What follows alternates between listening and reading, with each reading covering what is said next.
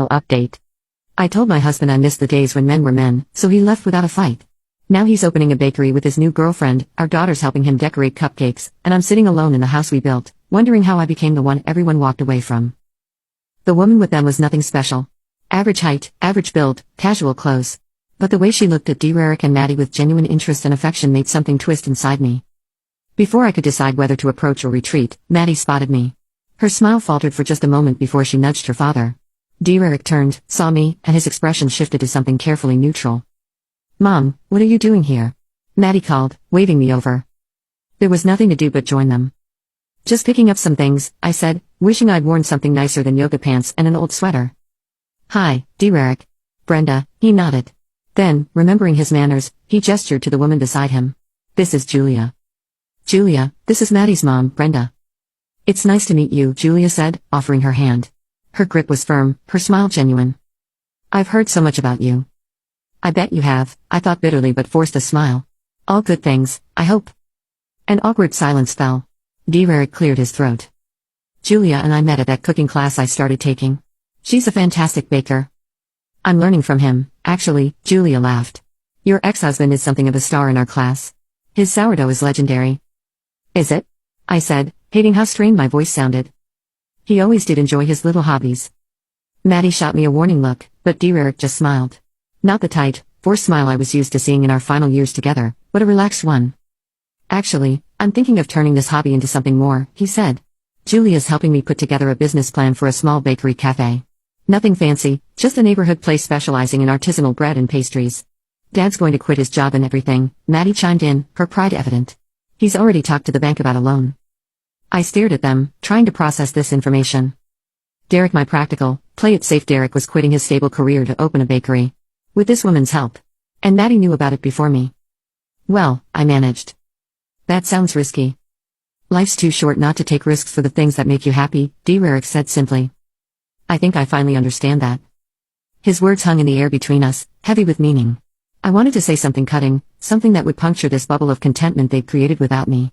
But looking at the three of them, my ex-husband, my daughter, and this woman who'd stepped into the space I left behind, the fight suddenly drained out of me. "I should go," I murmured. "Good luck with the bakery." I turned and walked away before they could respond, tears blurring my vision. It wasn't supposed to be like this. He was supposed to fall apart without me, realize what he'd lost, come crawling back. Instead, he was thriving, reinventing himself, taking chances, surrounded by people who supported him exactly as he was. And here I was, alone with my rigid expectations and outdated ideals, watching from the sidelines as life went on without me. As I drove home to my empty condo, a memory surfaced from our early days together, Derek and I, barely 20, dancing in the kitchen of our first apartment to some cheesy 90s song. Both of us laughing, neither caring how we looked or what anyone would think. When had I stopped dancing? When had I started caring so much about appearances, about fitting into some arbitrary mold of what men and women should be?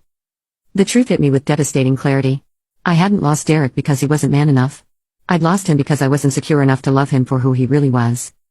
By the time I parked my car, another realization had formed. Maybe the problem hadn't been Derek all along. Maybe it had been me, my insecurities, my judgments, my need to control. But even as this thought took shape, I pushed it away. It was easier to blame him, to blame society, to blame anyone but myself. "It's not fair," I whispered to my empty condo. I just wanted what everyone wants, a real man, a normal life. But as my words echoed in the silent space, they sounded hollow even to my own ears. Because the truth was, I had a real man. A man secure enough to be himself, to enjoy the things he enjoyed without worrying about gender stereotypes. A man kind enough to avoid unnecessary conflicts, wise enough to choose his battles. A man strong enough to walk away when he wasn't valued. And I'd thrown it all away because he didn't fit some outdated idea of masculinity I'd clung to. A year after our divorce, I received an invitation to the grand opening of Derek's Daily Bread, his new bakery cafe. The invitation wasn't from Derek. It was from Maddie, who'd added a personal note. "I think it would mean a lot to Dad if you came. He's really proud of this place." I almost threw it away. What was the point in torturing myself, watching Derek succeed in his new life with his new girlfriend? But curiosity, and if I'm honest, a lingering hope of reconnection won out. The bakery was everything I would have mocked before. Cozy, artisanal, with hand-painted signs and potted herbs in the windows. But seeing Derek behind the counter, flour on his apron, explaining the difference between sourdough styles to an interested customer, I couldn't find it in me to be critical. He looked completely in his element, confident and content in a way I'd rarely seen during our marriage. Maddie spotted me first, rushing over to give me an awkward hug. "You came. Dad will be so happy." I doubted that but forced a smile. The place looks nice. He did well. He did amazing, Maddie corrected. There was a write-up in the local paper last week and they've been slammed ever since. Julia's helping with the business side until Dad gets the hang of it. As if summoned by her name, Julia appeared beside Maddie, offering me a cup of coffee. Brenda, so glad you could make it. Derek's been too busy to break away, but I know he'll want to say hello. I took the coffee, searching her face for smugness or triumph but found only genuine warmth.